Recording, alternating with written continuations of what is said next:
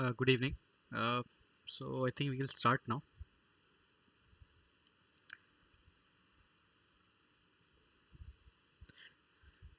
Okay, so welcome to the 12th doubt session for the course of finite element method, variational methods to computer programming.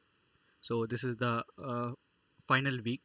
Here we discuss the content of the final week and the related doubts. So just to summarize, we started this course with the basics of variational methods and how this it can be applied to get the governing equation for physical problems. And then we continued the discussion on how to solve those governing equations using the finite element method. So we studied the basic steps involved in a finite element method, and we also uh, then we started with the 1D application of 1D FEM. For that, we studied basic problems, basic structural problems such as bar problem, a truss problem, a beam problem, and finally correcting all the concepts, we solved for a general frame element. So then we started with 2D FEM. Before which we studied a little bit of variational calculus and not variational calculus, but uh, the different the calculus algebra, and then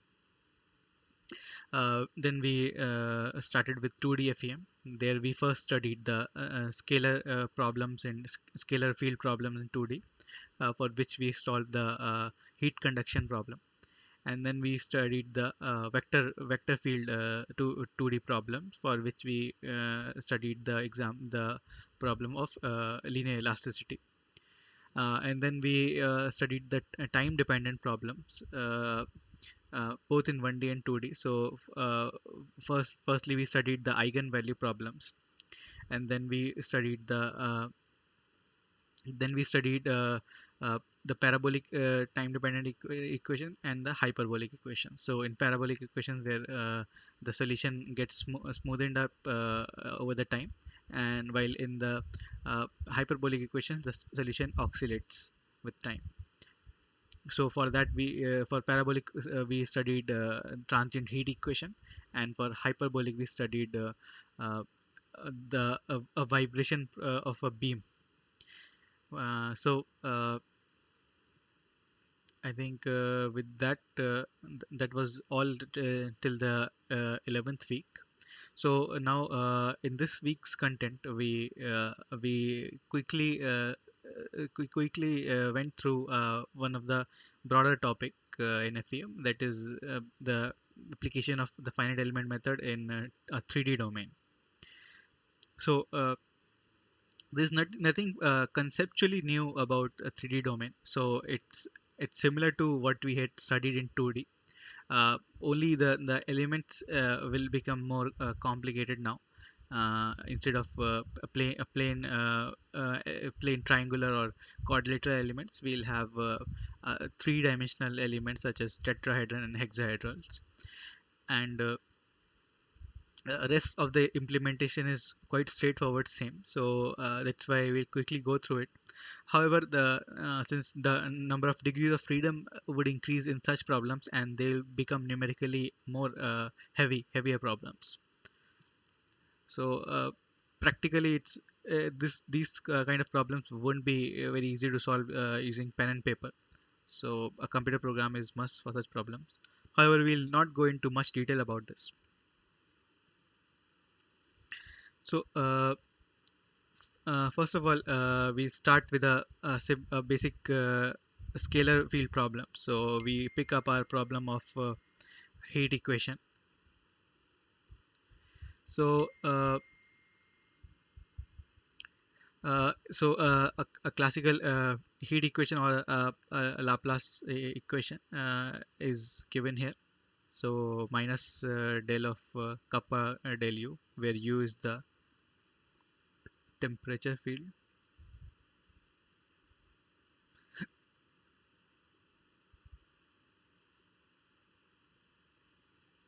and f is the heat source term. So now this heat source term can be a function of the space coordinates x, y, z. So our domain consists of three coordinates now, x, y, and z. And then again we have the similar kind of boundary condition. We have a Dirichlet boundary condition,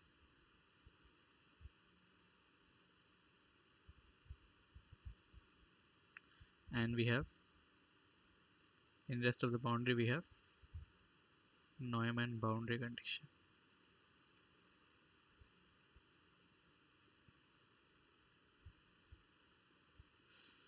So the very first thing, this is the definition of the problem basically. This whole thing, or we call it as strong form. So the very first thing that we usually do in our FEM problems is we find the weak form of the from the given strong form. So to get our weak form, firstly we multiply the differential equation or the strong form with a weight function and integrate it over the whole domain.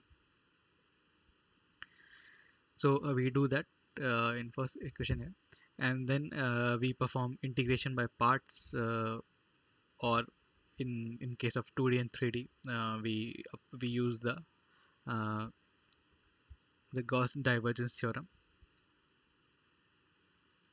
So basically, we just transfer the derivative over the weight function here, and we have this term, uh, and we get one boundary term, which will reflect the applied Neumann boundary condition, which is Q naught here. Okay, so after we get our weak form, we need to discretize this, solve this equation over the our discretized domain basically.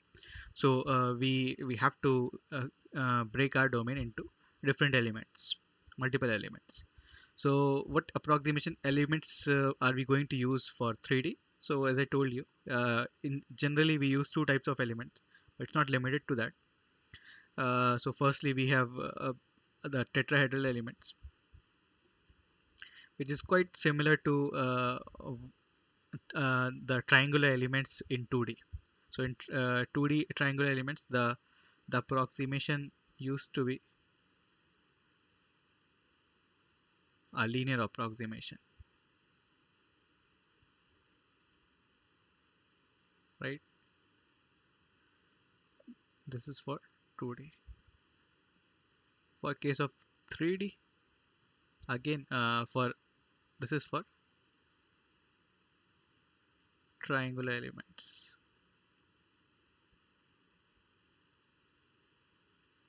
And in 3D we have tetrahedral elements, and here also we'll have a linear approximation with an extra term, because we have a z also in picture now, that exists.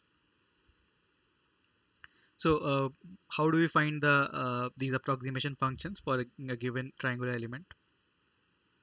That the picture is the same as before. Uh, so we have our approximation functions here in a which are linear here for tetrahedral elements. So it's it's the same way we used in 2D elements. We approximate it as a linear function, and we substitute the value at different nodes. So the value of n1, what would it would be equal to 1 at the node 1, and it would be 0 at other nodes. So this will give us four equations for n1, and thus we can solve the four unknowns: a1, b1, c1, d1. And similarly for n2, we know that it's equal to 1 for node 2, and it's equal to 0 at other three nodes. So we have actually 16 unknowns, and then we'll have 16 equations. So let's just club. So these are four equations for for n1 shape function of the first shape function of the first node. Then we'll have four equations for n2, n3, n4. If we'll club these equations, we'll get this system of equations. So this matrix A multiplied with matrix C equals to identity. So this is, if some matrix is multiplied by another matrix and we get identity, that means that one one of those is the inverse of the other. So how is this useful for us to find approximation function? Would you like to answer this?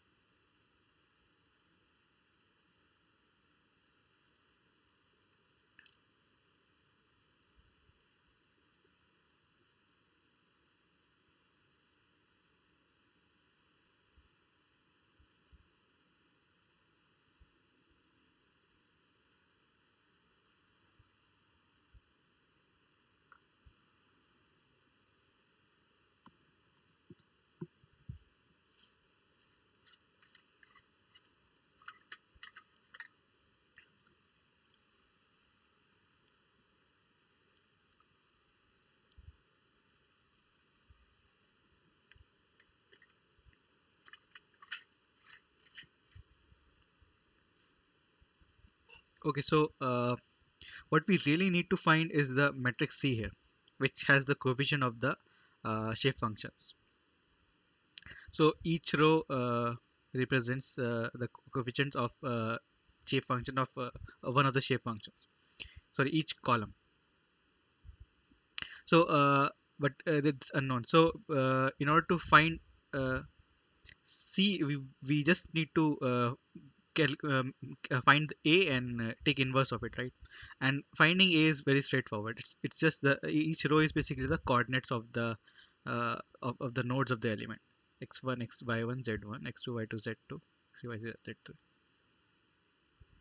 So if we know the coordinates of any element, we can just prepare this A matrix using the coordinate values and take its inverse to get the uh, approximation, to get our shape functions for the element.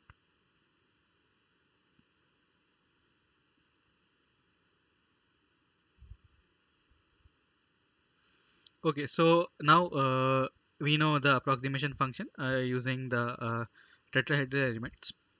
Uh, so next thing, we got a weak form. Now we need to substitute the approximate solution into a weak form. So it's actually the usual way. We approximate the solution as ui, or in here this case we written as alpha I and I. So we have, sorry. So we have four approximation functions,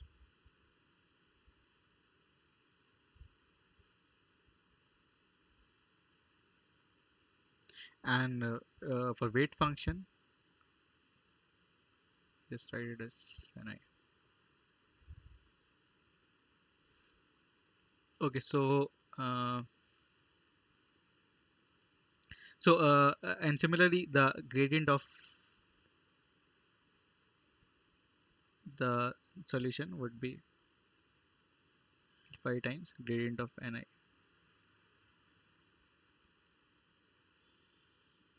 So uh, we can represent this as a matrix B,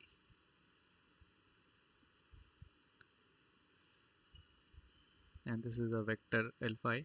So if we substitute this value, we'll get something some a matrix which we call the stiffness matrix, and on right hand side we call this as a force vector.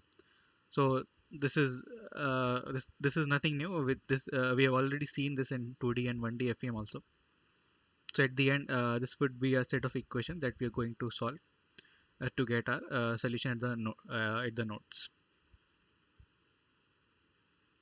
So this was all straightforward. Only the thing that is new here is the type of approximation functions, and even getting the I mean the type of elements, and even getting their approximation function is not a new thing.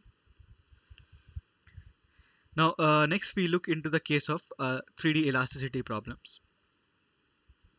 So earlier in 2D elasticity, we considered displacement only in two directions, and for approximation, we used to consider to simplify the 3D case into 2D. We used to consider two cases: a plane stress problem and a plane strain problem. But now we have to consider displacement in three directions, and so we'll have three equations. So three force equilibrium equations mainly, which are here. So simplifying it, we can write these as this: sigma ji comma j plus bi equals 0. Then for moment equilibrium, we know that sigma ij equals to sigma ji. So this is actually to ensure that the moment equilibrium is satisfied. So that this will essentially make our stress tensor a symmetric tensor. Then boundary condition of the problem is as usual as before. So again, these are going to be our this is our strong form here. This and coupled with the boundary condition. These are the governing equation or strong form. So again, first thing that we are going to do is get the weak form. So in to find out the weak form, we multiply the equation by weight function. Since we have a system of three equations, it's a kind of a vector of equations. So we have the weight function also in form of a vector wi here. So we again multiply it. We perform integration by parts or apply Gauss divergence. So we have two terms here. So this term here is the boundary term, and this derivative is transferred over the weight function. So we have sigma ji or sigma ij into wi comma j. So this interestingly, this term here can be simplified: sigma ji into wi comma j. We can break down wij. In fact, we can break down any matrix into a symmetric and a skew symmetric component. And so we can write wi comma j as its symmetric component plus its skew symmetric component. And it's a well established proved rule that if any symmetric matrix is multiplied by any skew symmetric matrix, then its product is 0. So sigma ji or sigma ij will be multiplied by symmetric component and its skew symmetric component. So the skew symmetric part would go to 0, and we'll be left only with the symmetric term here. So this is to simplify it, and we'll see how this is useful. So this takes up of the form of the strain. So for u, this thing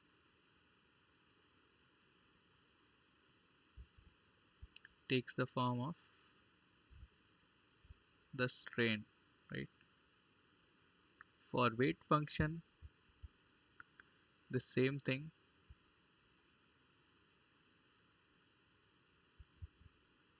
would take a form kind of a virtual strain, right? Since w is nothing but the virtual form of u or the variation of u, or we can even call this as variation strain. So then we have sigma ij times variation of strain, and we already have here we already had wi, so we replace it with virtual displacement or delta ui or variation of u. Now if we replace sigma the stress with strain, so we'll have sigma ij equals Cij kl epsilon kl. So this is our final weak form.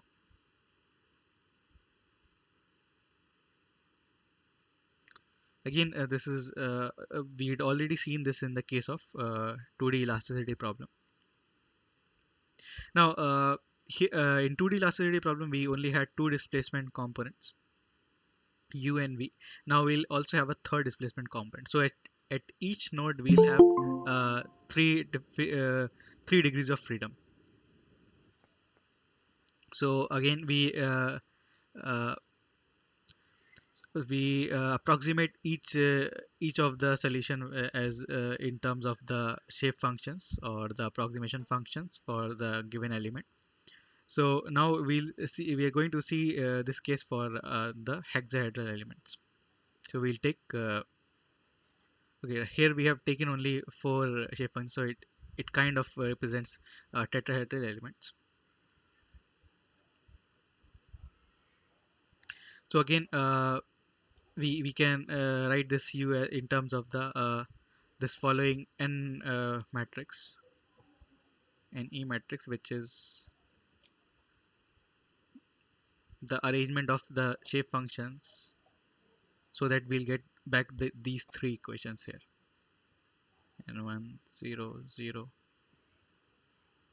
and 2 0 0, and like that. So we'll have 0 n1 0 0 and 2 0. Umer, are you talking about the three-dimensional approach in FEM? Yes, yes. Okay.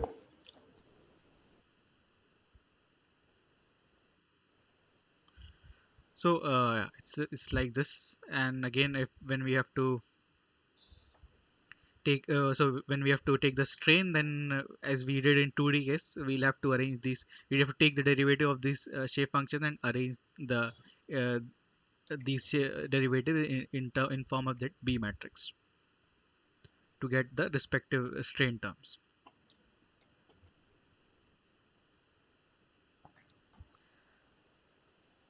So we substitute the values of the respective B and N matrix into our weak form, and we get the algebraic equation in this form. We get our stiffness matrix and force vector term. Okay, yeah. So we've seen only tetrahedral element so far. Now we'll see hexahedral element. So just like I told before that it's just like we had used to have triangular and quadrilateral element. So in 2D, it's kind of analogous to that. We have analogous to triangular elements, we have tetrahedral elements, and analogous to chord elements, we have these hex elements. So uh, gen so generally, so obviously they will be bilinear. So the chord elements used to be bilinear in 2D. So these hex elements are going to be bilinear in 3D. So we have, so like we used to have in 2D, we used to have bilinear approximation function a plus bx plus cy plus dxy, right? So now we just extend it to 3D. So we have this approximation function.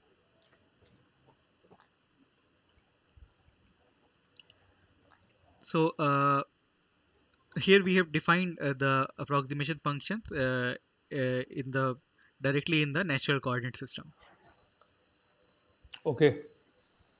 and I think we in the lecture there was it was these approximation functions were not derived, but the rule of deriving these approximation function is quite simple as we had seen for 2D elements. So the same thing can be applied here. So Okay. we'll do that in detail later. Again, getting the Jacobian is also extension of what we studied in 2D. Then we had a 2 by 2 matrix. Now we have a 3 by 3 matrix. And same for getting the tr- uh, transferring the volume integral from the given coordinate system to natural coordinate system. We take the determinant of Jacobian. So this was basically a quick summary of what how the problem is approached in 3D. In the end, we did discuss a little bit about solvers, because at the end, when the problems would become so complicated with such a huge number of degrees of freedom, uh, solving those kind of matrices, or system of linear equation is a tedious task. So Mhm. there are different types of solvers involved to help with that. So firstly, we have direct solvers, which use simple analytical methods such as Gauss elimination and LU decomposition. But Okay. these are also, if with the with the complicate with the complexity of the system, these method also get complex. So then we have iterative solvers. So these give us an approximate solution. They use kind of iterations, but they'll give us an approximate solution. But they're going to make this task very easy for us. So we have like CJ solvers, MinRes, GMRes. I think you must have heard about all these in industrial softwares. So I think that's all. This is the With this we'll conclude this course. Hopefully, this had been a good learning experience for you all. Anyways, we'll discuss some doubts also after this. Mm. Yeah, so if you have any doubt, we can discuss now. Uh, can you just explain what is the basic difference between this direct and iterative solver? Means how, for example, we are running our input file. So Mhm. basically, when we select direct solver, as per your suggestion, it will do the solving analytically. Yes, kind of. Uh, there's a by analytically, I mean there's a specified procedure for this procedure that doesn't differentiate much, but you'll get kind of an exact solution. Okay, That's okay. the main gist Means of it. close to exact solution. Yeah, not even close. I think it will give you exact solution. Okay, Gauss okay, elimination okay, is, yeah. okay, It basically involves rearrangement of the matrix. okay. Direct solver. Yes, yes. About Okay. iterative solvers, I'm not so sure how they manipulate the matrix. Yes, but actually, this is the main thing I wanted to ask you Yeah. because direct solver, in general, in my company, I use direct solver to run my program. But iterative solver, the physics of iterative solvers, I don't know. Okay, okay. Mm-hmm. I'll look into this maybe. We have. I think we'll have another session Okay, before the exam, so we can discuss it there. I try to look into this. okay, okay, okay. So in the that session, I was thinking to discuss the different all the assignments solutions so far. But today only, I think that the solutions were uploaded, right? Yes, yes, yes. S- So, anyways, if anyone has any doubt, there we'll discuss that. But still, I didn't see the solution because around at 6 p.m. I returned to my home. So Okay, that's okay. why. No issues, no issues. So that question we were stuck on last time. So I had got its solution. I was going to discuss that today. Okay, variable loading means. Yeah, yeah, yeah. That elasticity problem for triangular Hmm. element. Okay, so can you explain? Yeah, yeah, sure. We'll have that in the questions there. Okay, okay, Yeah. Before okay. that, if there's any doubt, One more doubt I have regarding the Jacobian. Uh, okay. actually, one of my colleague is asking me, what is the actual need to use not directly the physical domain, and we have to convert physical domain into master domain. Why it is necessary? Yeah. So it's it's more easier to I think it's more easier uh, use the same kind of approximation function or the shape functions than to uh, and we'll just have to get the Jacobian, right. If we are using transferring the physical domain to master domain, our Mm-hmm. the integral that we are going to solve, would be Mm-hmm. pretty much the same except for the Jacobian part. So we just need, so in that case we'll just need to evaluate the Jacobian. But if we'll not do that, then every time we have to calculate the shape function again. And I don't think calculating the shape function again and again, the algorithm is very sturdy for that. It Okay, will be okay. So more complicated.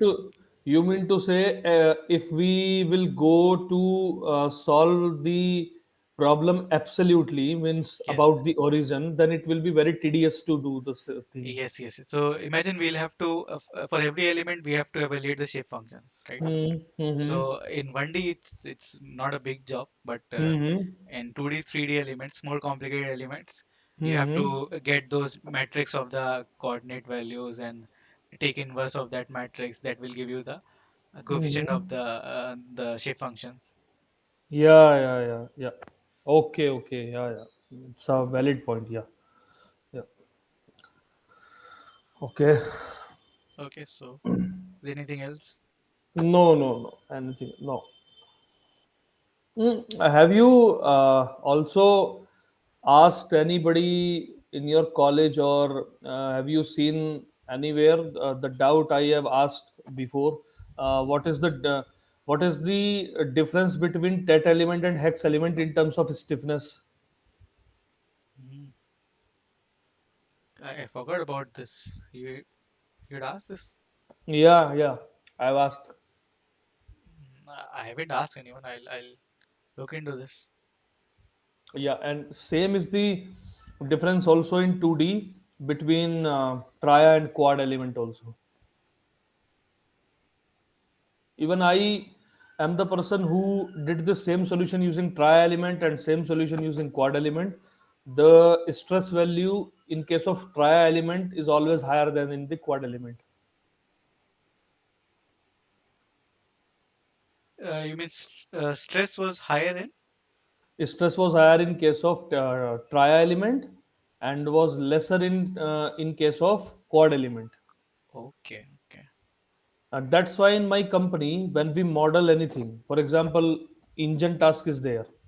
So what we are instructed throughout the modeling process, they tell that please avoid the trias as much as possible, and especially in the sensitive areas, you have to eliminate those trias. Okay, okay. Yeah, but what is the reason behind this? Why stiffness in case of tria is very high as compared to the quad? I don't know. One thing that I know is that these triangle elements are constant strain triangle elements, right? So Co- these are called constant strain elements because constant. the derivative is actually constant. The derivative of the solution is constant in these elements, right? So strains and stresses are constant. Okay. And the chord elements are preferred over triangular elements because they give better solution or more accurate solution for these uh, for the derivative of the or, I mean the stresses and strain because Okay. the derivative because these are bilinear elements. Means quad element. Yes, so their derivative does not become constant. Okay. Means accuracy is More more. yeah, yes, Okay. yes. Okay. Okay. But if we talk about the second order tet element, and if we talk about the hex element, then Yeah.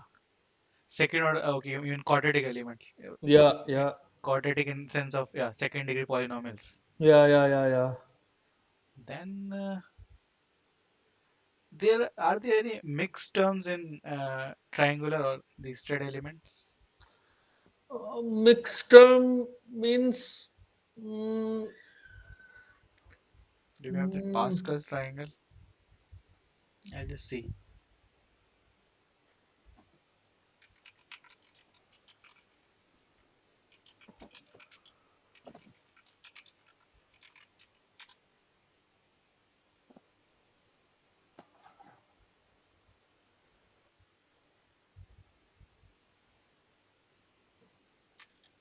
Give me.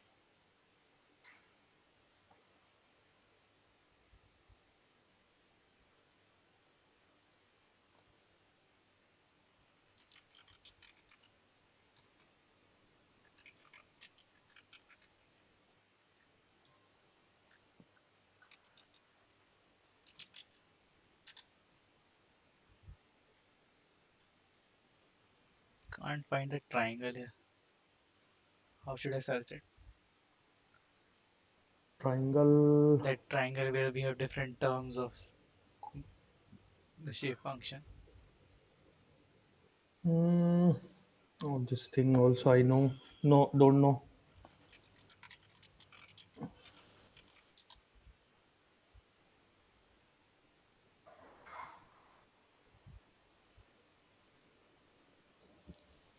Yeah, yeah, I got it. Okay. So we have, yeah, we have a mixed term there. One mixed term. For triangular elements for second of a second degree polynomial, we'll have uh, z, uh, zeta term, eta square, and eta zeta. Okay. We'll have a mixed term. I guess if we go by that, then there shouldn't be much. Then the both should give accurate solution. Okay. But then we talk about uh, we'll have more terms every time for these chord elements. I mean Okay. chord or the hex elements. I'll share the screen. Okay.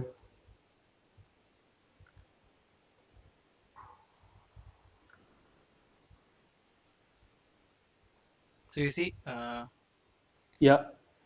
we have for for triangle element we'll have these four terms, Yes. Yes. and for chord, oh, no, sorry, triangle element we'll have only these three terms, These and three for terms. chordal element we'll have four terms. Okay. If we go to uh, uh, second degree polynomial, we'll have for triangular we'll have these six terms, Okay. and for quadrilateral we'll have to add two more terms, right? These two, Okay. so eight terms here. I Okay. guess having more number of and more polynomial terms should that increase your accuracy of Mm. derivative? Okay. I guess yes. Maybe that's the reason, but I'm not sure. So Okay. we'll discuss this later maybe. Yeah, I'll try to find out why is this. Okay. Okay. Okay. Got it. This is actually the main difference that I have ever heard between these two elements. Okay.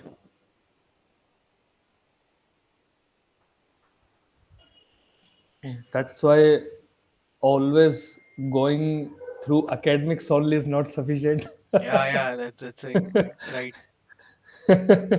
Yes. because you in the industry only you will get to know the challenges that are faced there. That's different. Yes. The environment is totally different. Yes. There is a software in industry. The name is FAMFET. Okay. That software is modeled to analyze the fatigue problems only, actually. So, if you will go through the theory behind FAMFET, all the things those are used in fatigue analysis in that particular software related to the German standards, and not those are not related to Indian standards. Okay.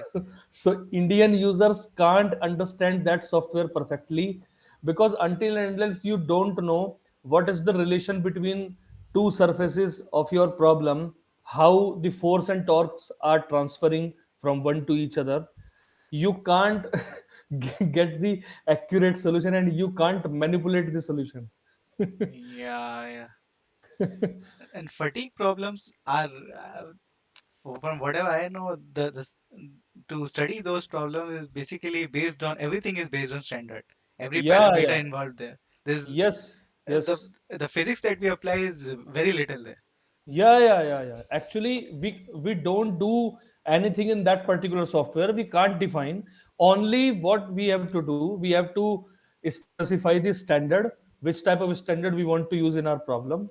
Mhm. So only that is the thing, and that is applicable only in FEMFET. If you use Abacus or ANSYS Workbench or Nastran for Yeah. fatigue analysis, then there are much more approximation approaches to analyze the fatigue problem. They are not direct in case of fatigue. Okay. Means one step you will do positive value of force, one step will you do negative value of force. Then there is an option of the solution combination of these two. So you will apply in that manner. Okay. Yeah. Uh, Fatigue problem, I've heard they are really complicated. Yeah. Yeah. Okay, so I think we can move on to solving some problems. Yeah. Yes.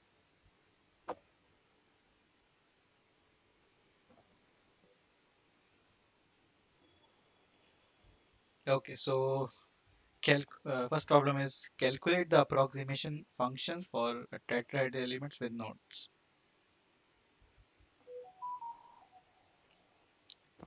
So one thing that I have over my experience with the being TA for different FEM course, one thing I've appreciated is the difference between what is an approximation function and what is a shape function. You might have heard that I try to specifically use approximation function. So Hmm. do you want to guess why what's the difference and why it can make difference actually?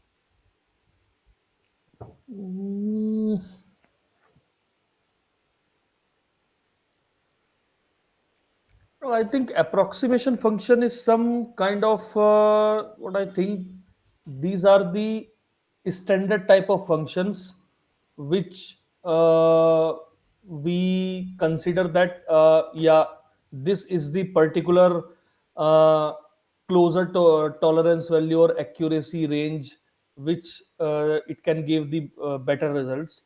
But shape function are not the standard one. We can use either um, second order shape function or single order shape function. These are not the standard one, and all these are not recognized that yeah, this will give standard kind of result. I think so, because for example approximation function, for example a person is trying to approximate the solution using the Gauss elimination or LU factorization method. So these methods are standard one. Okay, so but I am here talking here mainly with respect to FEM, the the shape function that we use in FEM. So I like to Mm, call them approximation function instead of shape function. okay, So the thing is that they can be called both, and until and unless it is specified, it's not it should not be a problem. So okay, basically, shape function, as the name suggests, shape. Uh, these are the approximation function which are specifically used to map the domain. okay. So whatever random triangle you are given, Mm-hmm. just a minute. So whatever random triangle you're given, you map it to your standard triangle, right? So Yes. you do it with the help of some standard function, right? Yeah. So so but it happens so that we are going to use the same shape functions to approximate our FEM solution also. So Mm-hmm. here in this case, what we are doing is we approximate it as, right. So these are definitely called shape functions.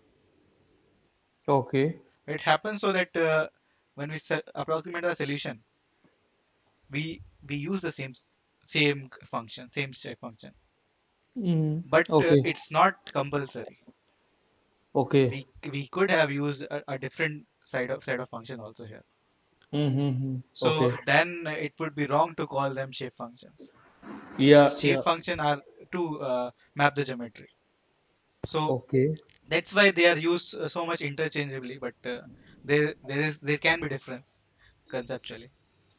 Mm-hmm. Okay. So anyways, I when I learned this thing, it was interesting for me. So I thought I should share. Yeah. And this thing is not much apparent in 1D, because in 1D geometry is quite simple. In 2D, in 3D, it's really important. Yeah. So we need to calculate the approximation functions for a tetrahedral element with nodes, the following nodes, right? Yeah. So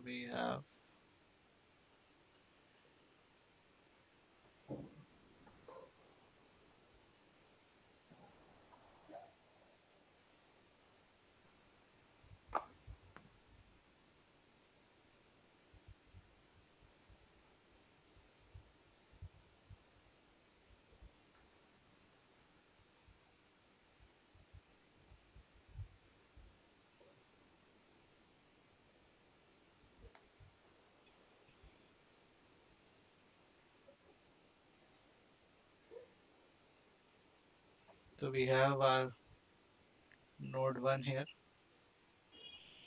node 2, node 3, and node 4. I hope, right? 0, 0, 0, Yeah. 1, 0, 0, 0, 1, 0, and 0, 0, 1. So how do we find the approximation functions? We know the coordinates.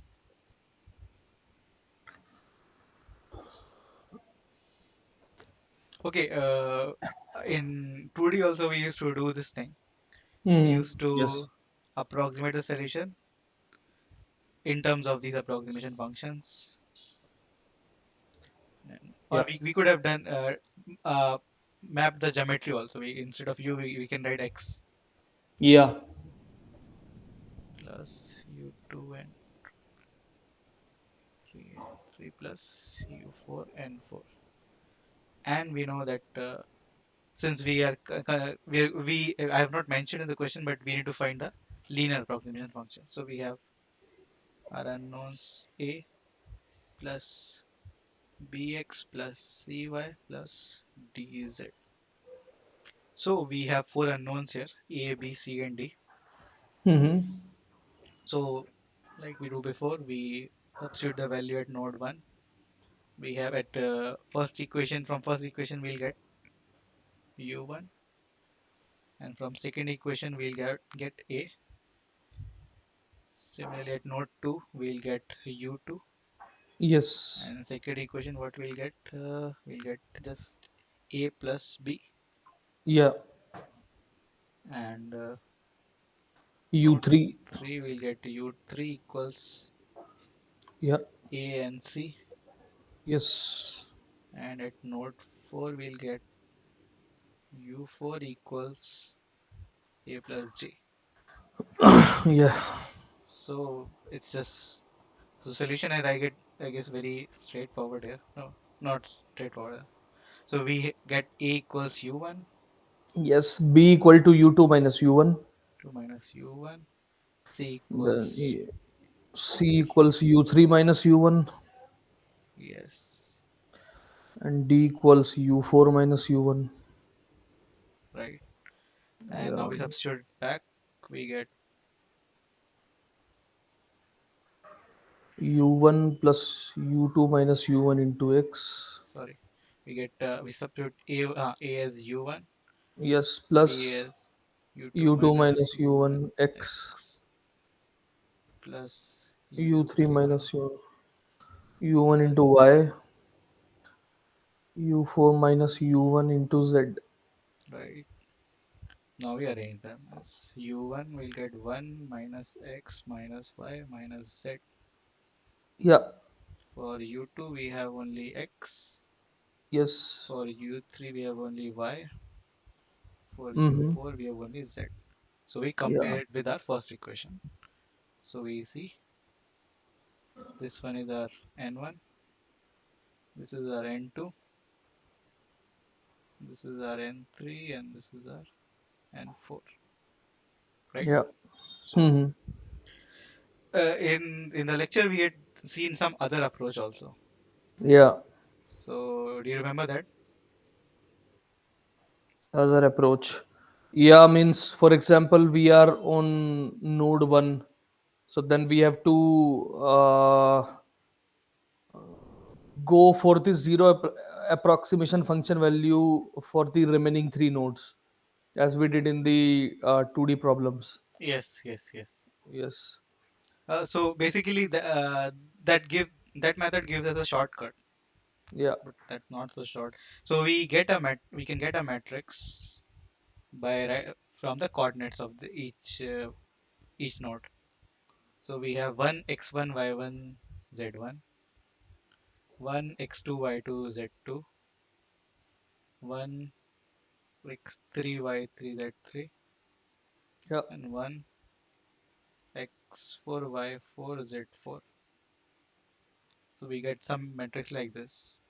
If we take its inverse, that is the only tedious task here, taking inverse of this matrix. Hmm. So the columns of this matrix, whatever we'll get after taking inverse, each column represents the coefficient of each shape function. So what we have got here is will give us, for first one we'll get 1 minus 1 minus 1 minus 1, and for second one we'll get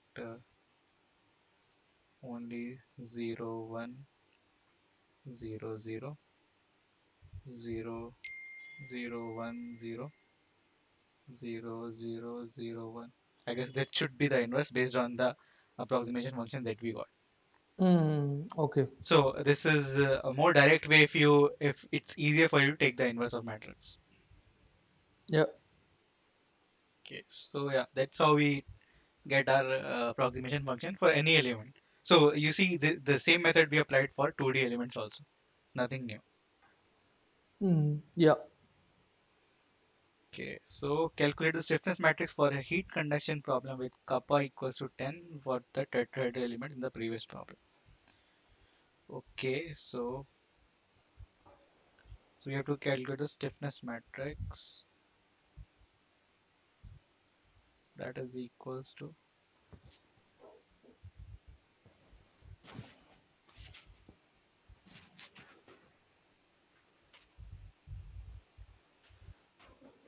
so we have,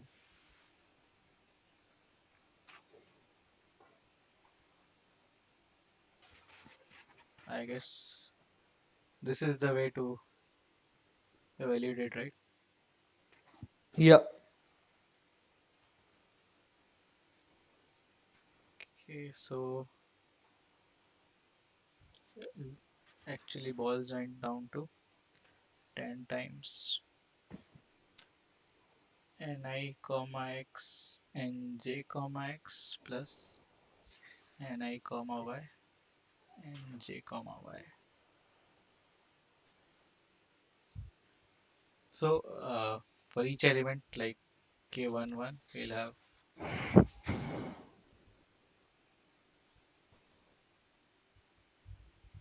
10 times n1.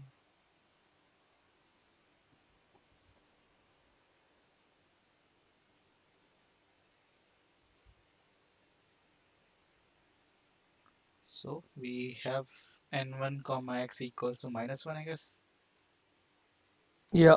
and n1 comma y is also minus 1. So we have minus 1 into minus 1 plus 1, 2. We have 20 times the, so this basically gives us the volume, I guess, right? This integration is Yes. equal to the volume of the element. Yeah. Yeah. It is equal to volume. Yes. So that is the k11th element, and likewise if you want to find k13, we have 10 times n1 comma x and 3 comma x plus n1 comma y and 3 comma y. So we have n1 comma x is minus 1, n1 comma y is also minus 1, n3 comma x is. Hey, by the way, I forgot there will be z component also. Z. Yeah, yeah, yeah. So it's actually 30. Yes, yes. We've been so used to of doing 2D. 2D problem. Yeah, yeah. I thought this thing, the why you are not taking the Z also. Yeah, so we have one more n1 comma y, so z, n3 comma z. So yeah, we have n1 comma x is minus 1, n3 comma x is 0. So we have this term goes to 0 and this term also goes to 0. Yeah. We only have one term that will give us minus 1. So we again have minus 10 and the volume of the element. Yes. So uh, 1 3 1 2 will also I think give us minus 10, Mm. right? Derivative with respect to, yeah. So I think all others would give us. Let's check for other diagonal term. K22 equals 10 times and 2 comma x 2 comma y. So and 2 comma x and sorry not x only. So and 2 comma x is 1 and 2 comma y and 2 comma z will give us 0. So we'll have only 10. We have 10 times the volume of the element and K33.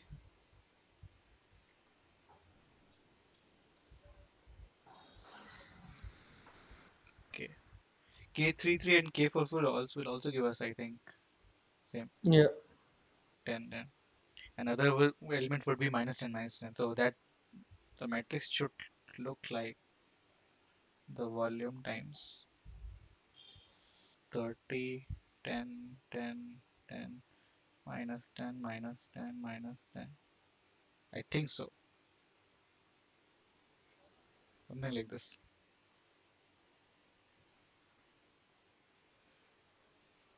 Okay, so this is how we will get the stiffness matrix. Mm-hmm. Okay, so shall we move on to next problem? Yeah. Okay, now we have to calculate the force vector for the previous problem. So again, we have our F times Ni.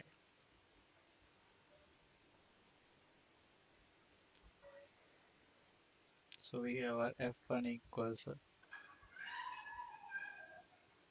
5 times 1 minus x minus y minus z. So anyway, we have to perform volume integration here. We, Yes. if we can just use, I think, Gauss quadrature rule with just 1 point, it will be enough, I guess. 0, 0, 0, and weight function uh, should be 8 this time, right? The weight for 0 element, 0, 0, 0 point, because it Wait. Yeah, yeah, yeah, the yeah, yeah. sum of weights should be equal to the Yes. volume of the element, right? Yes, yes, yes, yes, So yes. using Gauss quadrature, I guess we'll get into 8 into 1 minus 0 minus 0 minus 0. This should be 40. Again for F2 we have 5 times x, the same thing.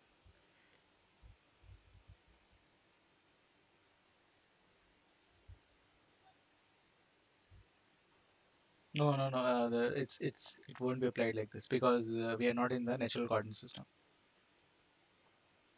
We have to transform it to the natural Mm. coordinate system. Anyway, so let's leave this here. And we have 5y d omega n f4 is integral 5z d. Okay, so this should give us the force vector. Yes. So can we not calculate this volume integral using this dv term as dx dy dz, and we can perform the triple integration over this function? Yes, yes, definitely we can. Okay, I was just okay, not going into detail here. okay, okay. But since it won't be the limits won't be straightforward because the element is not a simple cube, right? The No, no. element we Either element is not the simple cube, but we'll have. uh, How do we place the limits here? We have 5x dx dy dz. Suppose we want to put the limit for x. limits should represent the entire boundary of that particular volume. For example, here the minimum value of x is 0 and maximum value is 1. Then limit will be 0 to 1 for all these x, y, and z. Yeah, but Okay, so no, no, no, no, no, no, if no. But I can put n number of shapes within that limit, right? no, no. Same Ah, limit. yeah, yeah, yeah, yeah. I Then got what's it. the difference? What are you saying? I got it. So, it's in 3D. Imagining it's a difficult task, but in 3D, what we do is we first, I think, take its. I'll just show you for 2D first. If you have a Mhm. triangle here, we take a strip here. Yeah, yeah, yeah. We take Remember a that? strip here. Yes, yes. And And and we represent the y in terms of x and take the yeah, limits of yeah, yeah, yeah, yeah, yeah, yeah. in 3D, we take projection of that part and do the same thing. Yes, yes, yes. Means here we have to represent z in terms of x and y first, and means not z Yes, yes, from z to y, then y to x. We have to move further. yes, yes, exactly. That Yes, is how it. yes. Yeah. In case of cube, it's just actually the limit Yeah, yeah, yeah, yeah, yeah. because completely cover those limits. Yes, yes.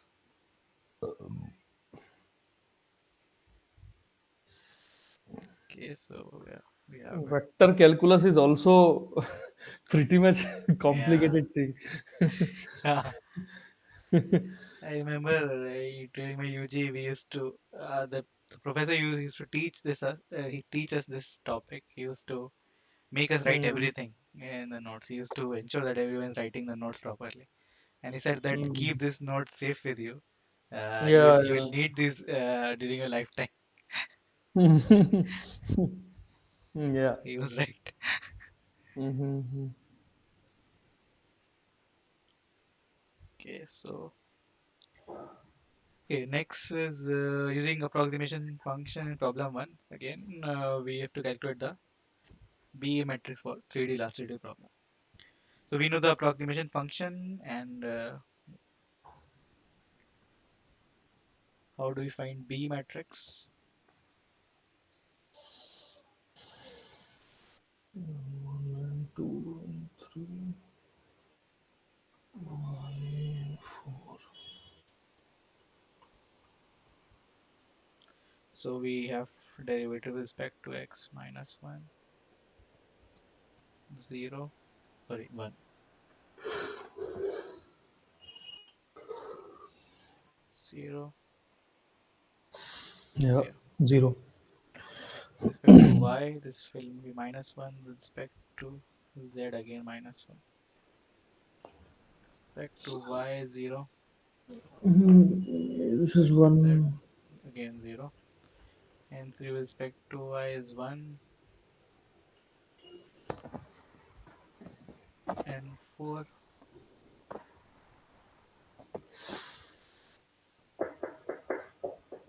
1. So we have all these terms. So our B matrix now should be, what should be the size of this matrix? 8 by 8, I think. Mm, no, it was not never a square matrix, right? Ah, yeah. In case of It's, oh, sorry. 1, 2, 3, 4. so number of rows should the number of rows should be equal to Number of rows should be the number of the nodes. number of strain components, right? It's Okay. B man, not K. Okay, okay, okay. It's I'm not B talking about matrix. the connectivity matrix. I'm sorry. No, no, no. I know. You are not talking about the connectivity. Yeah. So here it's that the what do we call that symmetric uh, symmetric tensor or symmetric operator matrix, something like that. Mm, So the number of rows should be equal to the number of strain components, okay. which in case of 3D are Number of strain components are 3. in 3D. Okay. Since it In would 3D, in 3D, strain has the 9 number of components. yeah, but out of those nine, three are same as other three. Ah, yeah, yeah, yeah, So yeah. we have Six are six, independent. six, Six right? are independent. Yes, So we have yes. six rows each for each component, and we have how many? Four to three. We Uh, have 12, 12 rows, right? 12, So 12 it should rows. be a 6 by 12 matrix. So first term is the derivative with respect to x. Because it should be first row represents the strain in x direction. Yeah. So we'll have all x terms here. 1, 0. We have n to respect to x, then 0, 0. Then we have n to respect to x, that is 0. Then 0, 0.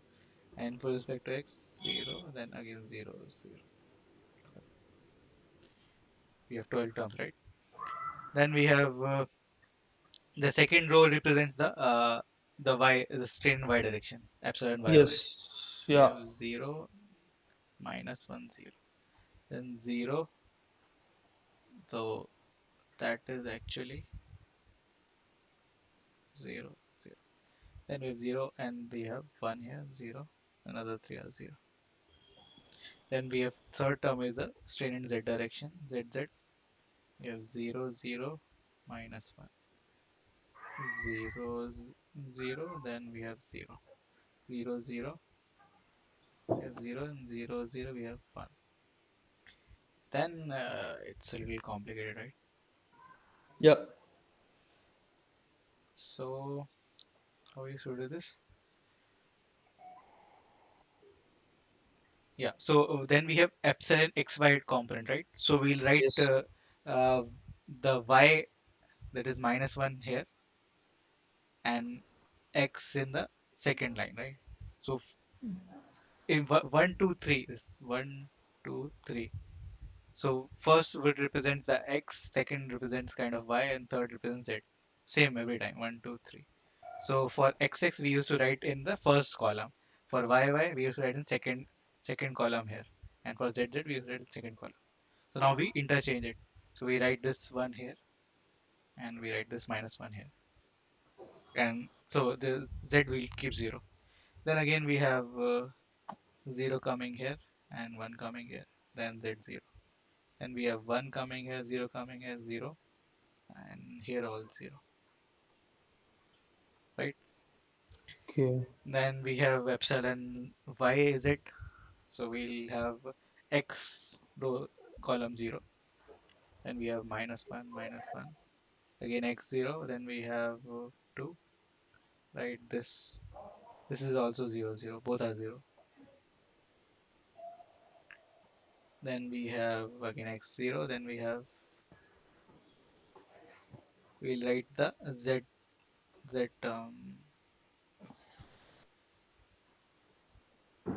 yeah, z term is 0, y term is 1 here. And here z term is 1, y term is 0. I hope it's not getting too confusing. Yes, yes, yes. Yes or no? I mean, yes to it, The not getting confusing. last two rows was confusing. Yeah, yeah. So, okay, so last two rows, whole row. Okay. So this row represent epsilon xx, this represent epsilon yy, this represent epsilon zz. Now this represents epsilon xy, right? So for Okay. epsilon xx, so we used to write the derivative in the first column, right? Yeah, This yeah, one. yeah.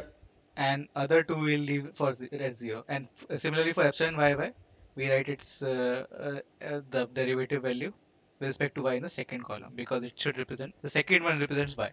First Yeah. column represents x, second represents y, third represents z. Then again x, y, z like that. 1, 2, 3, 1, 2, 3 like that. Four times for Mhm. each. Four times for each shape function. Yeah, yeah, yeah, yeah. Okay. Then similarly the third column, third row would represent z, z, right? We'll have to write the respective derivative. Now for epsilon x, y, we leave the term for the with the column for the z component as Z zero, component. zero. Okay. First thing. Mhm. Then in epsilon x, y, we when we want to find epsilon x, y, we how do we calculate it? We find u x comma y, u y comma x, divide by Yeah, 2, right? We take yeah, this sum, right? yeah. There's no divide by 2 here. So this is actually x comma y.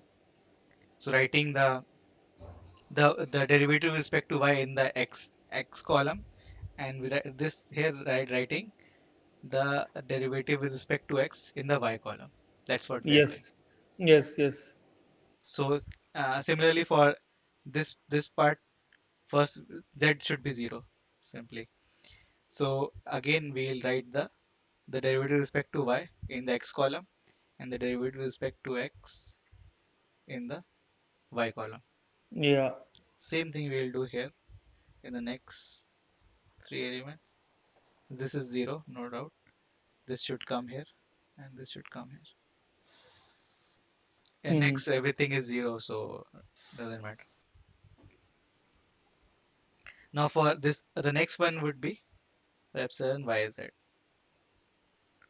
yes. So for it's since it's yz, the column corresponding to x would be 0 everywhere. Yeah, yeah. Okay.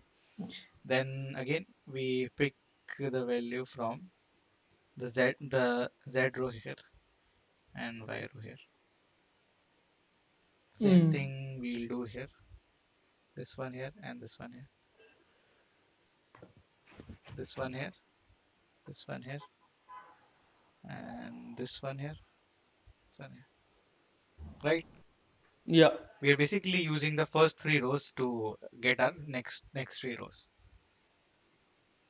Then we have epsilon zx. It's actually gamma zx, not epsilon. Mm. So we'll have the yth column would always be 0. Yeah. Just write that. So now we have the z term in first column and x column in the x term in the z column. Yes. Here, this what should this be? This term? X term into Y column. Here, Z term should be in X column. Means it will be ze- 0. Yes. And here, Here it should be that X it is 1 6. 1 it is. yeah, right. So Yeah. now next here both should be 0. Yes. And here now what should be here and what should be here?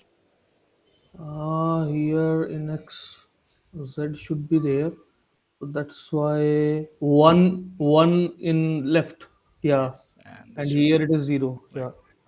So basically what we are looking for is these three components, this diagonal. Yeah. And we pick values from here. Rest rest elements of this diagonal are obviously 0. Anyway 0. Yeah. Always. So this is a little complicated B matrix. Yeah. So having simpler shape function is the advantages for solving, demonstrating these problems, these Mm. set fill zero ones. Okay, so I hope this was clear. Yeah, yeah, this was absolutely clear. Now, Yes. calculate the mapping function. So Is okay. if you calculate the mapping function and Jacobian for the hexahedral element with coordinates this. Okay, earlier I forgot to I said that we try to calculate the approximation function for the quad elements. Yeah.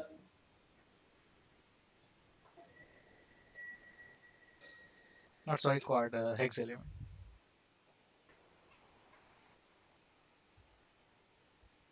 Okay, so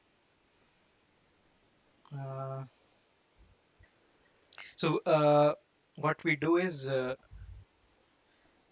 this is our element here given here one with the nodes 1 2 3 4 5 6 7 8. Hmm.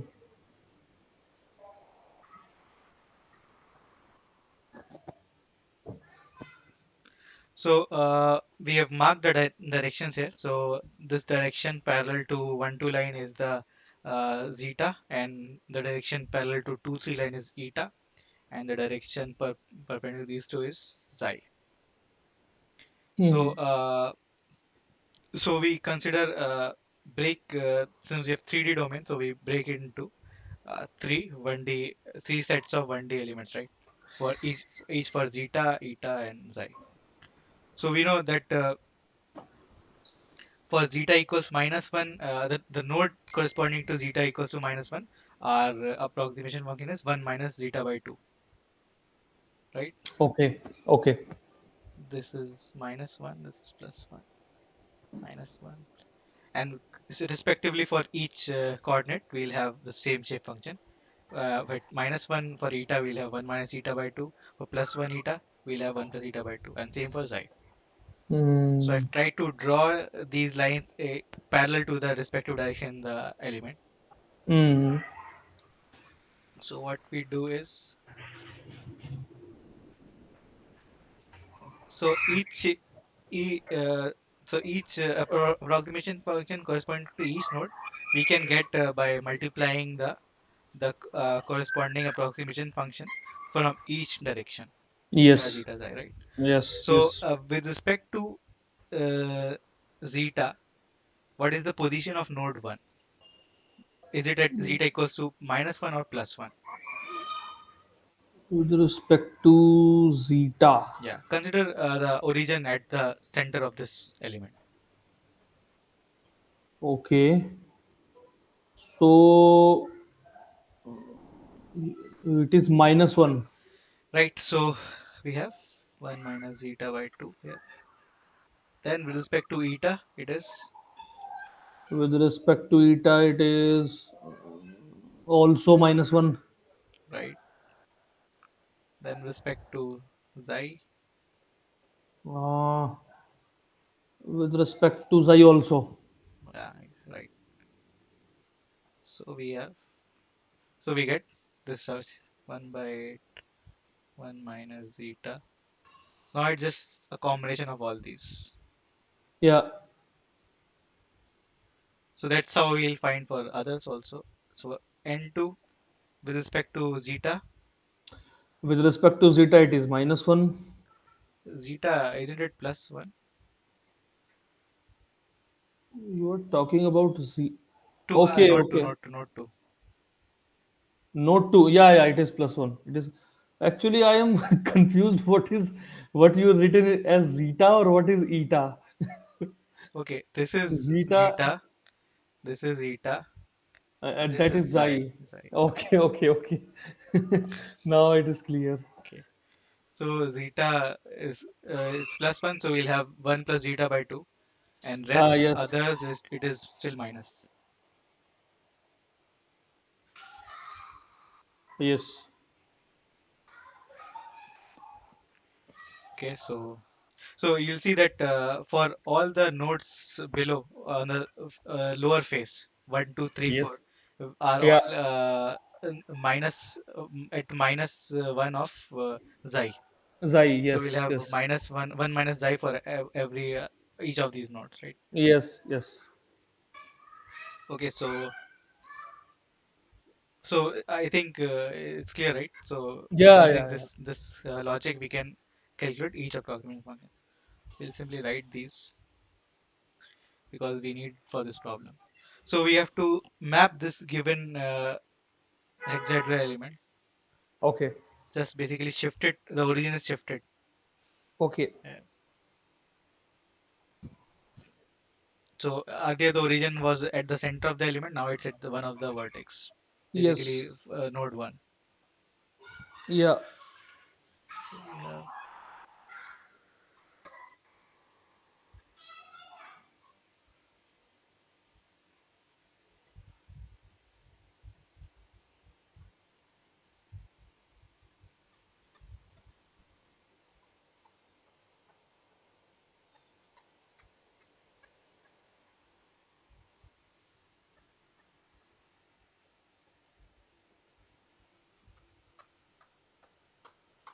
so we have this 0 0 0 here. We have 1 0 0 here. This mark 1 3 4 5 6 7 8.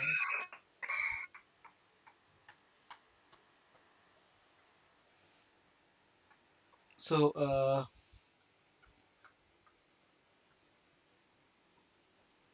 if n1 equals to 1 by 8,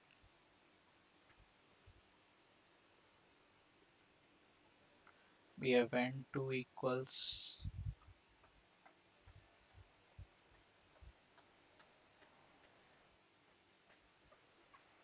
we have n3 equals 1 by 8, and 3 is positive for both, right? yes,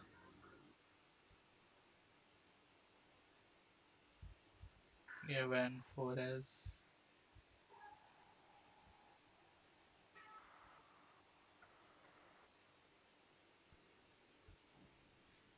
then again n2, n5, n6, and 8 are same with only the last term change to 1 plus xi. yes, yes, yes,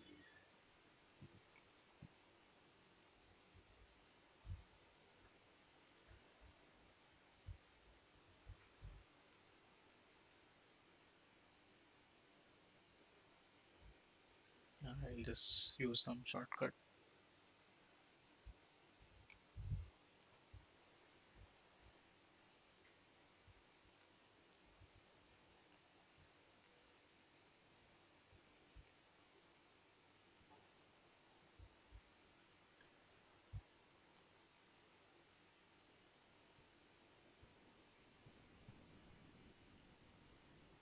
Yeah. Anyway,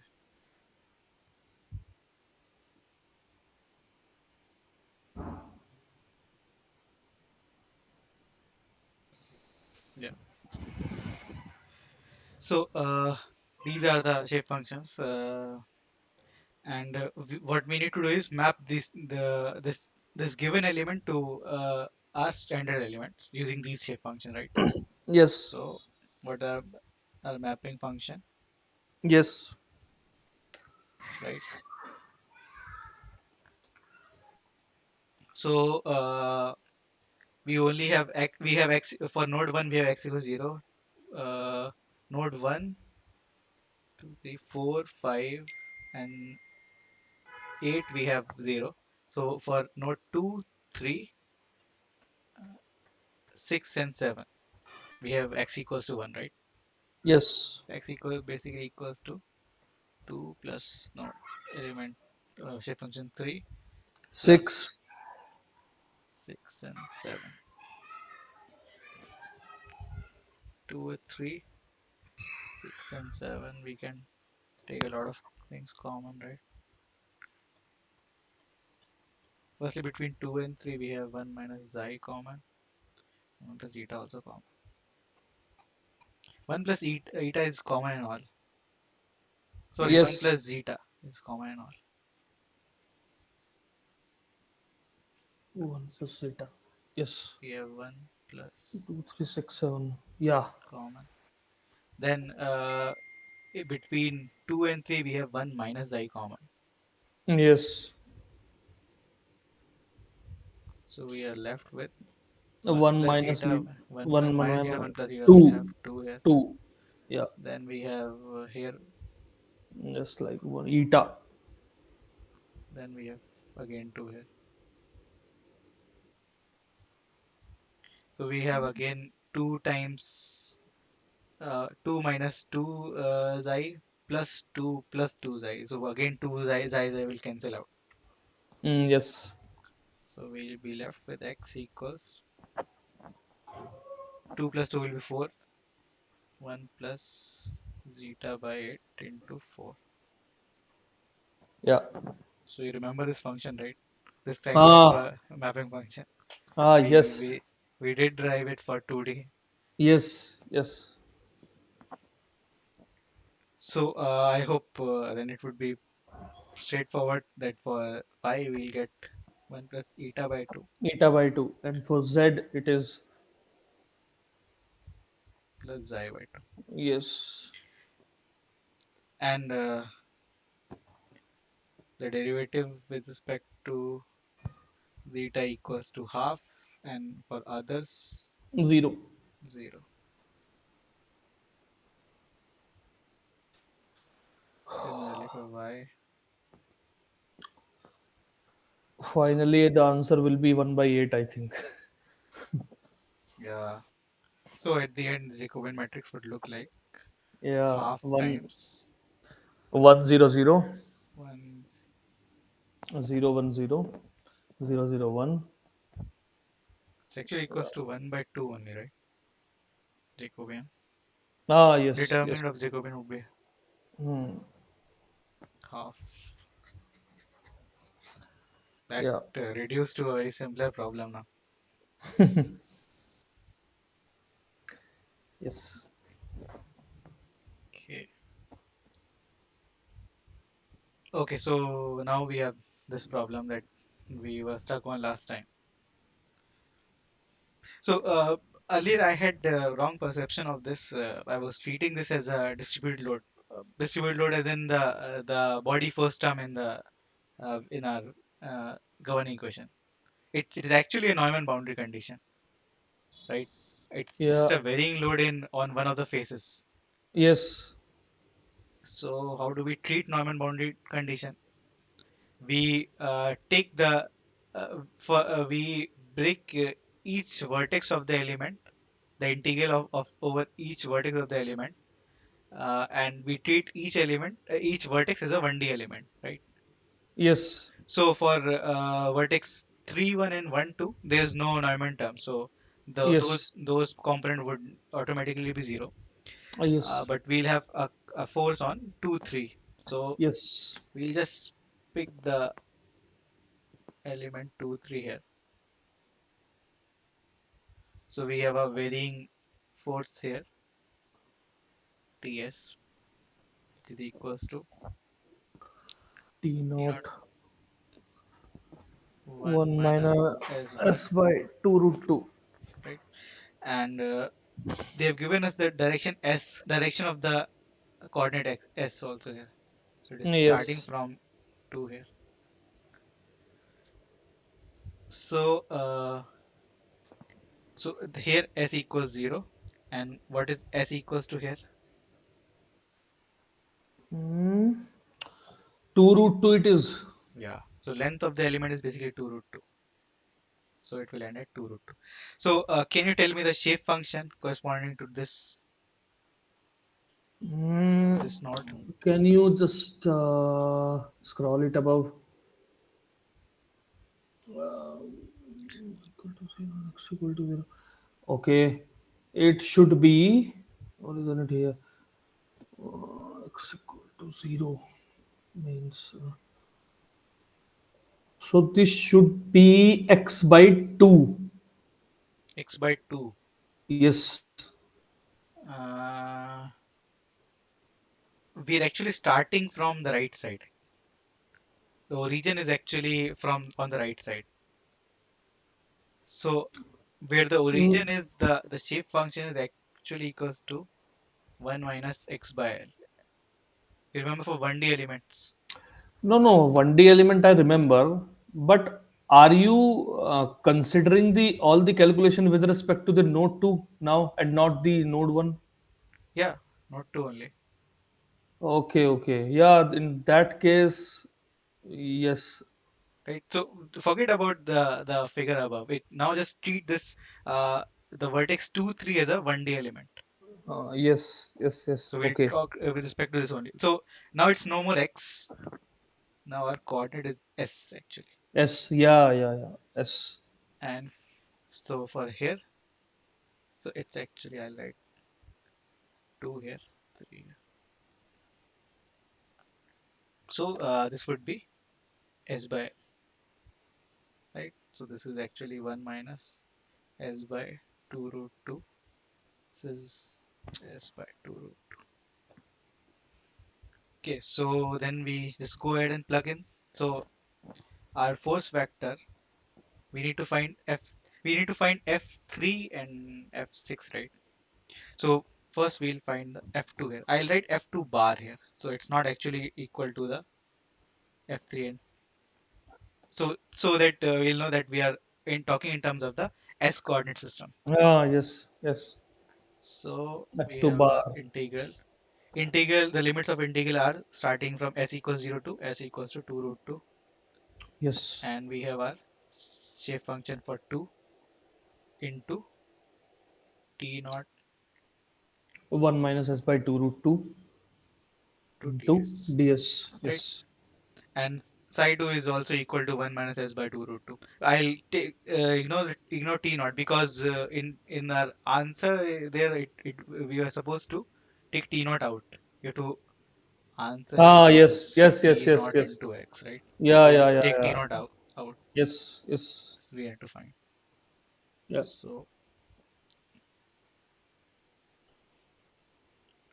1 minus s by 2 root 2 Yes. ds.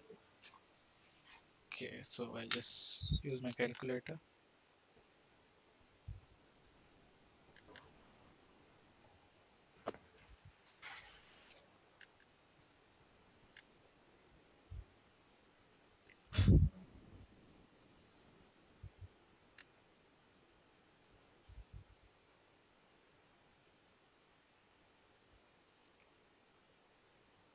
N minus s by 2 square. Okay, so this is equals to t naught into 0.9428.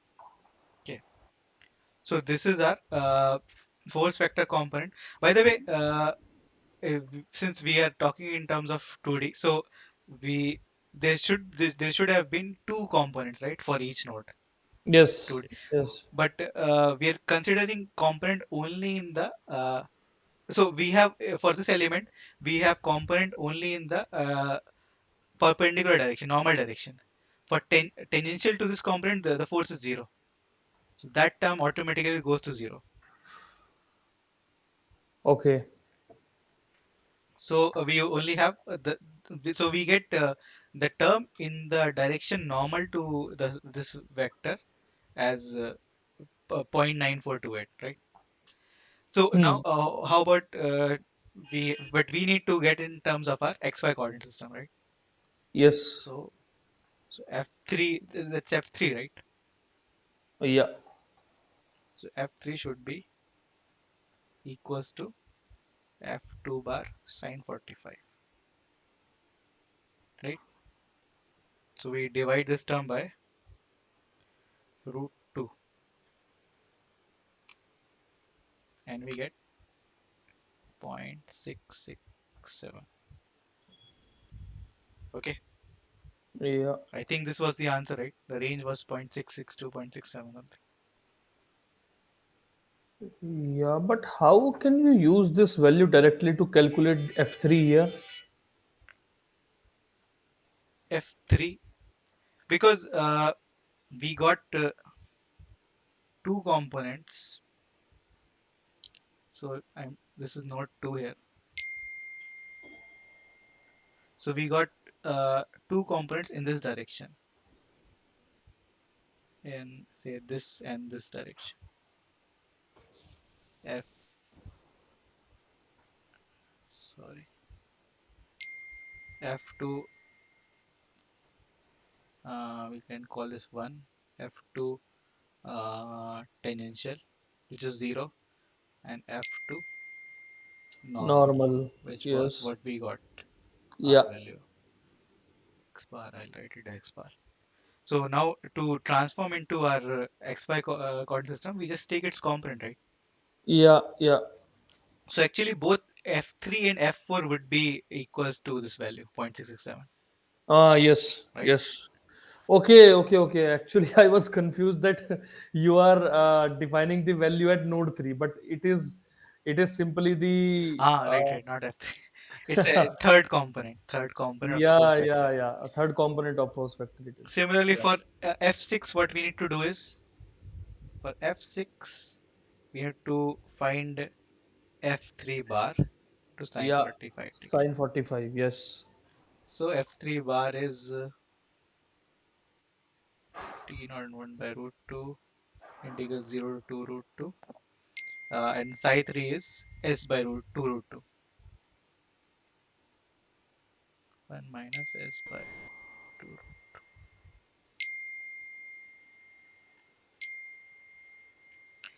So what we get here, integral x by 2 root 2 into 1 minus x by 2 root 2 integral limit 0 to, excuse excuse me, 0 to 2 root 2. So S by 2 root 2 into 1 minus by 2 root 2. Get is that T naught 1 by root 2 into 0.4714. So we divide by 2 root 2, sorry, root 2. So we get 0.33 Yeah. equals to T naught into 0.33. Okay. Yes. Yeah, so this is how this has to be solved.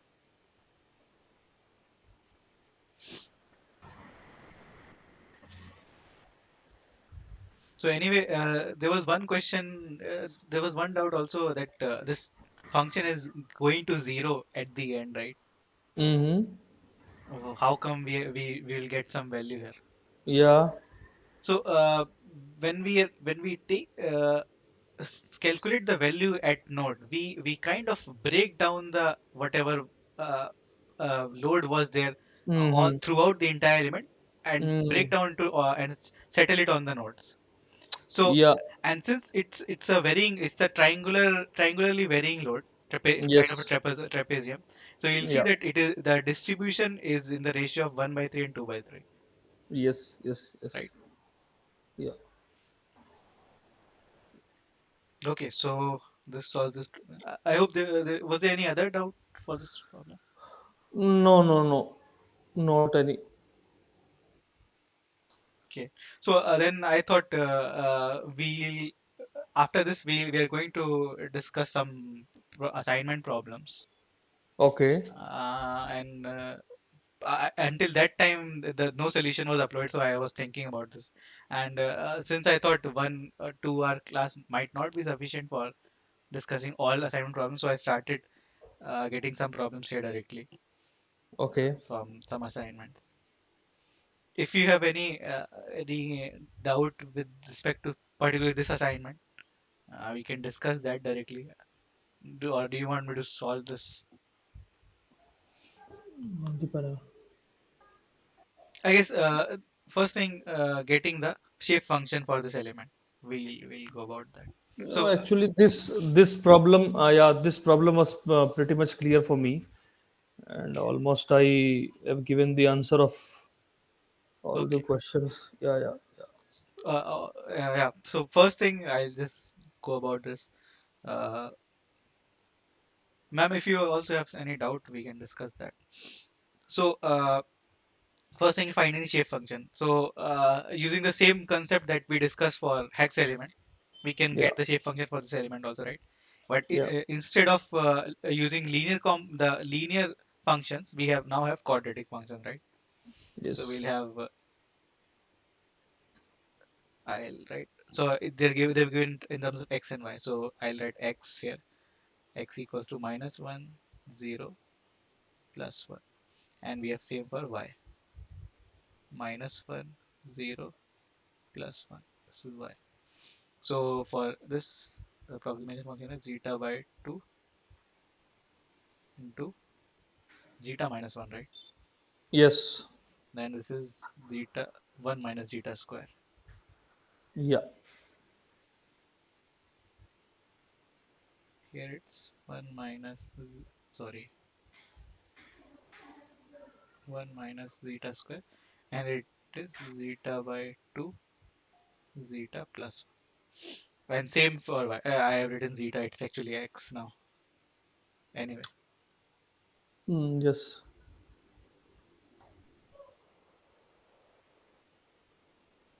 to maintain consistency. Okay, so it's likewise for eta also. We'll get three shape function, and for any node, we'll take the corresponding pair for multiplication. Like for node 9, it should be taken from zeta equals 0 and eta equals 0. So it should be 1 minus zeta square, 1 minus zeta square. Yeah. Okay. So yeah, I hope this is clear, straightforward. Right, the boundary conditions for this problem, boundary condition would be For all the nodes at the outer boundary of this membrane, yes, the displacement should be zero.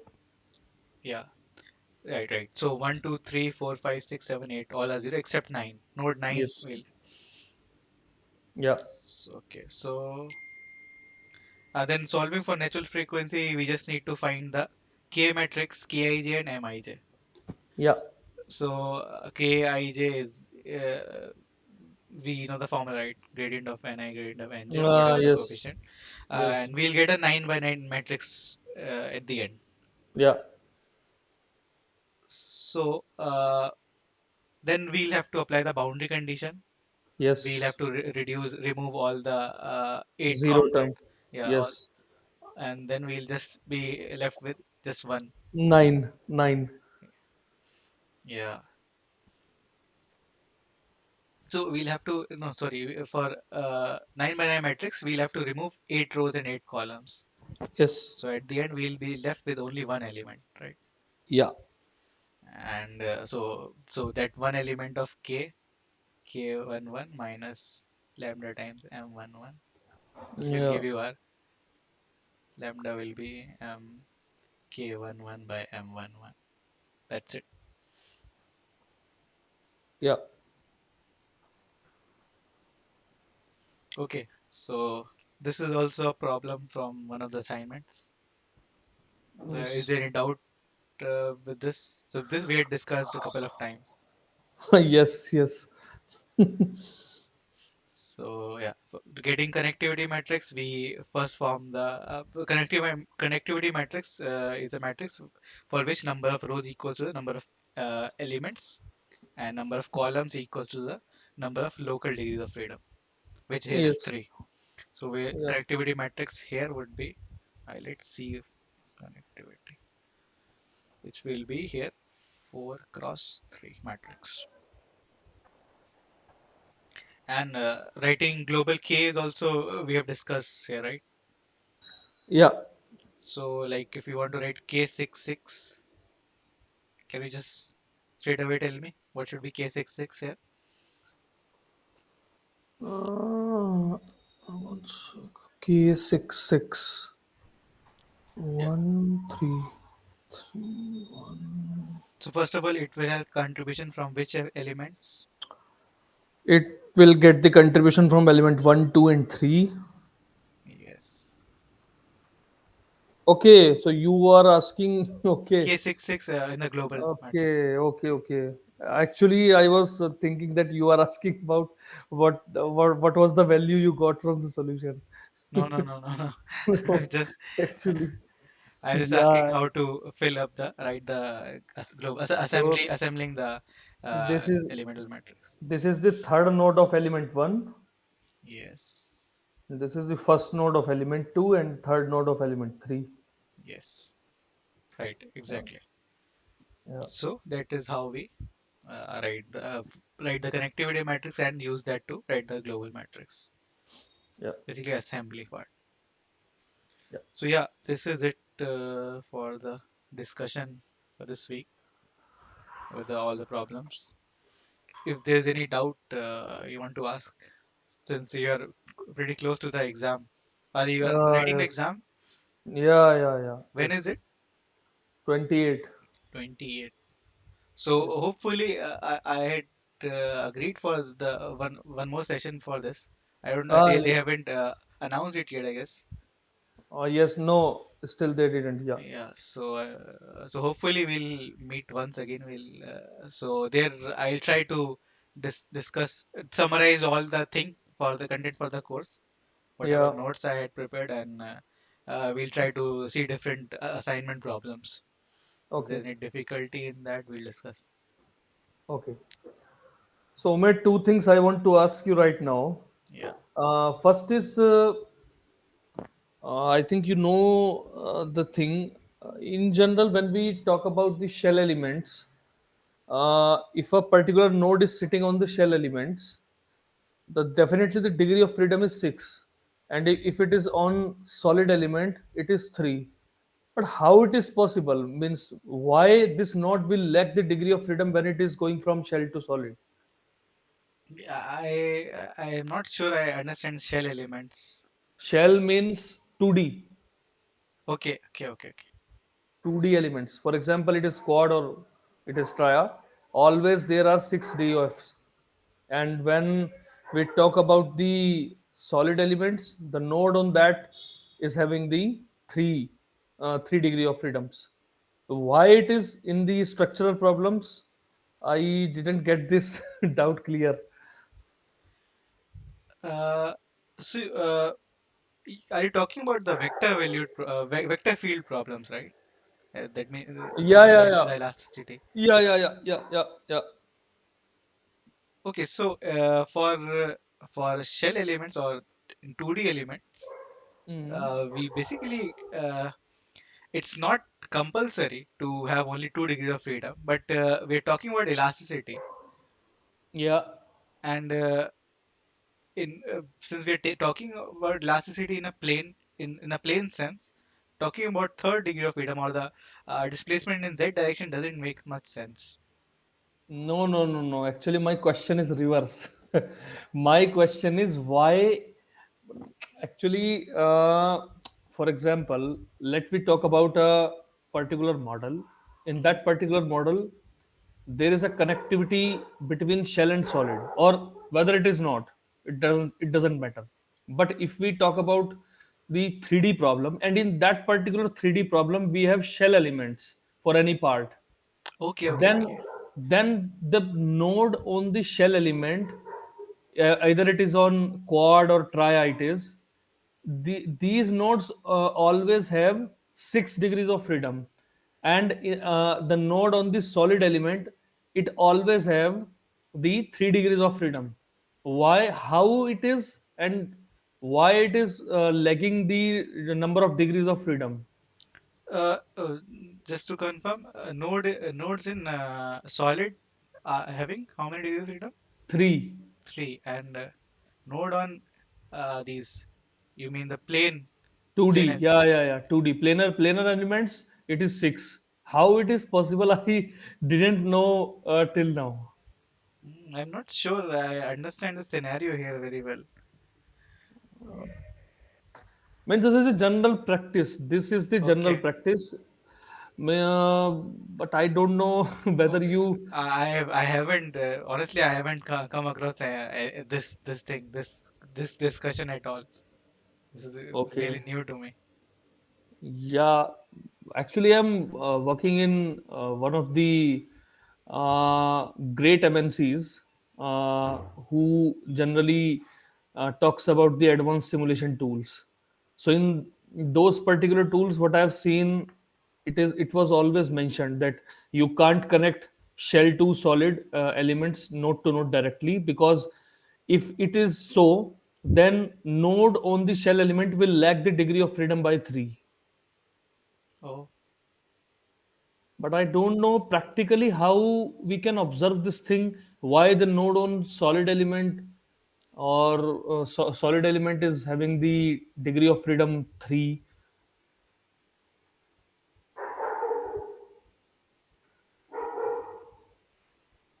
I'll look into this. It's interesting Yeah, because please. I don't work in 3D very much.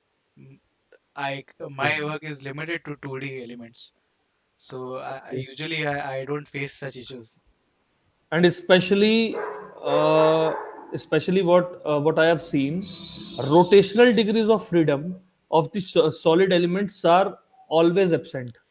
Means they have only translational degrees of freedom. And Oh, if we talk about in the shell element, in the 2D element, they have both translational as well as rotational degrees of freedom. okay, Yes. okay, fine. I'll see if I Please, can find please find. just search. Sure, sure. I might Yeah. ask people working in this field, my colleagues. Okay, okay. So please ask them Sure, why this is the scenario. Yeah. sure, sure. And one more thing I wanted to ask you, in the assignment of week 12, I'm not talking about the exact solution, but there was a problem. The updated value of stiffness in the left hand side was asked, but still they didn't give the time step value. What should we consider to determine the updated value in the right hand side of k, in the left hand side of k, what the values of the delta t should be? Okay, I'll have to look into what the problem is actually. Yeah, I have no. actually, Is the due date over for? No, it's no, not no, over, right? Yeah. that is not over. Tomorrow is the due date, but yeah, there was a problem I was getting. Okay, let me just go into the course.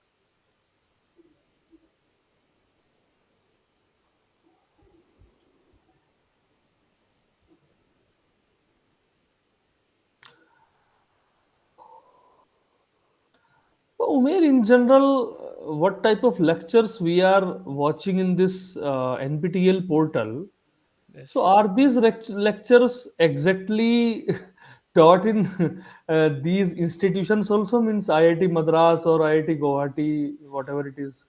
Uh, b- I some are. No, I'm not sure of all, but some Okay. are because sometimes we have witnessed that. I personally haven't, but one of my friend was attending a course for which Okay. the NPTEL it was recorded for NPTEL lectures. Okay. So Okay. there Okay. they were the course was being taught actually in class, and Okay. they were recording also simultaneously. That the course was actually taken by my supervisor that time. Okay. Okay. So kind Okay. of at least for some course we can say that that's exactly what they're teaching us here. Okay. Okay. Okay. So you're saying in week 12 assignment 12, Yeah. uh, quadratic element for special description Crank-Nicholson scheme for time description using calculate temperature at the midpoint of domain as time varies. Assume that the heat generation term is 10.